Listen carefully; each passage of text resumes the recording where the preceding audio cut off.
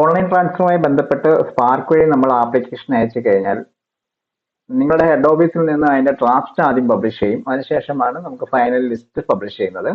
അപ്പോൾ അതിന് നിങ്ങൾക്ക് ഒരു ഡേറ്റ് തന്നിട്ടുണ്ടാവും. ആ ഡേറ്റ് വെച്ചിട്ടാണ് ഡ്രാഫ്റ്റ് പബ്ലിഷ് ചെയ്യുക. അപ്പോൾ ഡ്രാഫ്റ്റ് പരിശോധിച്ചതിന് ശേഷം നമുക്ക് നമ്മൾ കൊടുത്തിട്ടുള്ള സ്റ്റേഷനുകളൊന്നും നമുക്ക് കിട്ടിയിട്ടില്ല, അല്ലെങ്കിൽ നമ്മുടെ ജൂനിയർ ആയിട്ടുള്ള ആൾക്കാർക്ക് നമ്മൾ ചോദിച്ച സ്ഥലത്ത് കൊടുത്തു, അപ്പൊ അങ്ങനെയുള്ള പല കാരണങ്ങൾ കൊണ്ട് നമുക്ക് പ്രശ്നങ്ങൾ പറ്റിയിട്ടുണ്ടെന്നുണ്ടെങ്കിൽ നമുക്ക് ഇത് ഓൺലൈനായിട്ട് നമുക്ക് തന്നെ ഒബ്ജക്ഷൻ നമുക്ക് ഫയൽ ചെയ്യാൻ പറ്റും. നിങ്ങളുടെ ഒബ്ജക്ഷൻ നിങ്ങൾക്ക് സ്പാർക്ക് വഴി ഫയൽ ചെയ്യാൻ പറ്റും. അതിനുള്ള ഓപ്ഷൻ സ്പാർക്കിൽ എനേബിൾ ആയിട്ടുണ്ട്. നേരത്തെ നമ്മൾ മാനുവലായിട്ടായിരുന്നു അങ്ങനെ ഒരു ആപ്ലിക്കേഷൻ കൊടുത്തുകൊണ്ടിരുന്നത്. ഇപ്പൊ സ്പാർക്ക് വഴി നമുക്ക് ഇതിന്റെ ആപ്ലിക്കേഷൻ ഒബ്ജക്ഷൻ ഫയൽ ചെയ്യാൻ പറ്റും. അത് ഒബ്ജക്ഷൻ DD ലോഗിൽ പോകും. DD ലോഗിൻ വഴി അത് പിന്നെ സ്റ്റേറ്റ് ലെവൽ ഓഫീസർക്കും പോകും.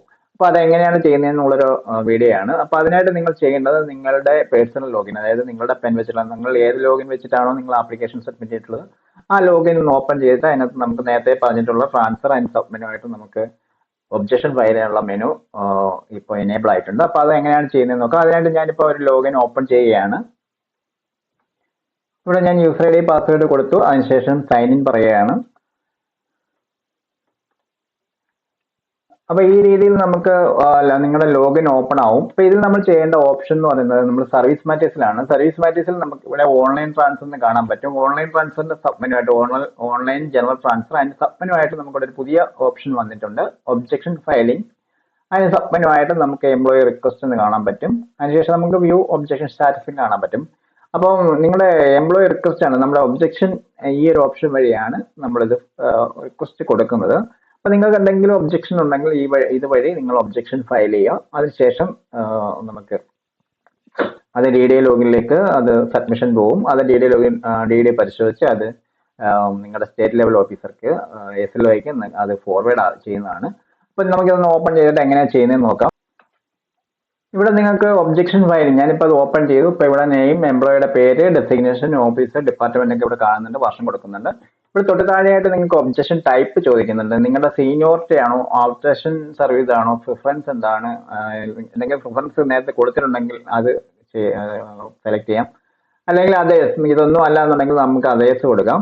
അതിനുശേഷം നമുക്ക് ഇവിടെ തൊട്ട് താഴെയായിട്ട് നിങ്ങളുടെ റീസൺ ഫോർ ഒബ്ജക്ഷൻ എന്നുള്ളത് ടൈപ്പ് ചെയ്ത് കൊടുക്കണം. അതിനുശേഷം നിങ്ങൾ ആഡ് ഡോക്യുമെന്റ്സ് എന്നുള്ള ഓപ്ഷൻ സെലക്ട് ചെയ്ത് നിങ്ങൾക്ക് ഇവിടെ നിങ്ങളുടെ ഡിസ്ക്രിപ്ഷൻ കൊടുത്തിട്ട് നിങ്ങളുടെ ഫയൽ അപ്ലോഡ് ചെയ്യാവുന്നതാണ്. നിങ്ങൾക്ക് ഇതിന്റെ ആധികാരികമായ രേഖ നിങ്ങൾക്ക് ഇതിനെ സബ്മിറ്റ് ചെയ്യാൻ പറ്റും.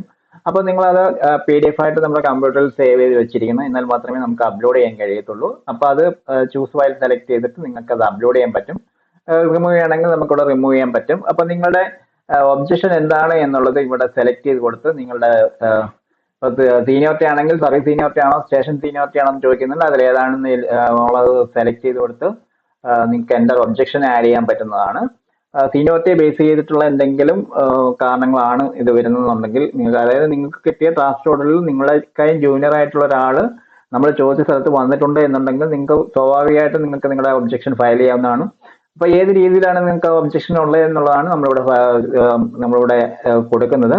അതിനേരം സ്റ്റേഷൻ സീനിയോറിറ്റി ആണ് ഉള്ളതെന്നുണ്ടെങ്കിൽ അത് സെലക്ട് ചെയ്യുക. അപ്പൊ ആ രീതിയിലാണ് സീനിയോറിറ്റി കൊടുക്കുന്നത്. അതിനുശേഷം അപ്ഡേഷൻ സർവീസ് എന്തെങ്കിലും ഉണ്ടെന്നുണ്ടെങ്കിൽ അത് നിങ്ങൾക്ക് ഇവിടെ റീസൺ കൊടുത്ത് ആഡ് ചെയ്യാവുന്നതാണ്. എന്തെങ്കിലും വേറെ എന്തെങ്കിലും പ്രിഫറൻസ് ഉണ്ടെന്നുണ്ടെങ്കിൽ അത് ആഡ് ചെയ്ത് സെലക്ട് ചെയ്ത് കൊടുക്കുക. അല്ലെങ്കിൽ അതേസാണ് മറ്റ് പല കാര്യങ്ങളാണ് നമുക്ക് സബ്മിറ്റ് ചെയ്യാനുള്ളതുണ്ടെങ്കിൽ എന്ത് ചെയ്താലും നിങ്ങൾക്ക് അതിന്റെ ആധികാരികമായ രേഖ കൂടെ അപ്ലോഡ് ചെയ്യണമെന്നുണ്ടെങ്കിൽ അത് കൂടി ഇവിടെ അപ്ലോഡ് ചെയ്തതിനു ശേഷം ഇവിടെ സേവ് ഡ്രാഫ്റ്റ് ചെയ്യുക.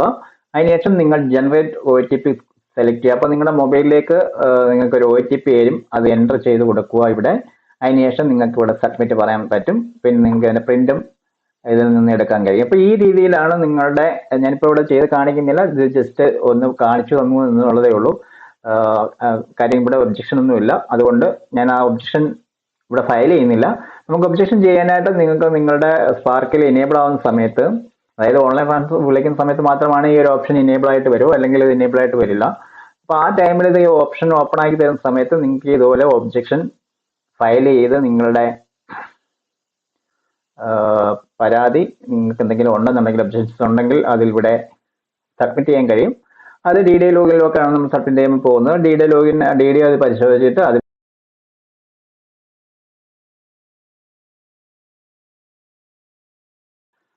ആദ്യം ഇത് സ്റ്റേറ്റ് ലെവൽ ഡിസ്ട്രിക്ട് ലെവൽ ഓഫീസർക്ക് പോകും. അതിനുശേഷം നമുക്കിത് സ്റ്റേറ്റ് ലെവൽ ഓഫീസർക്ക് പോകും. സ്റ്റേറ്റ് ലെവൽ ഓഫീസർ അത് ശരിയാണെന്നുണ്ടെന്നുണ്ടെങ്കിൽ ഫൈനൽ ലിസ്റ്റ് അവർ തയ്യാറാക്കുന്നതിന് ഫൈനൽ ഡ്രാഫ്റ്റ് ഇറക്കിയതിന് ശേഷം നിങ്ങൾക്ക് പരാതികൾ പരിഹരിച്ച് അവർ ഫൈനൽ ലിസ്റ്റ് പബ്ലിഷ് ചെയ്യുന്നതാണ്.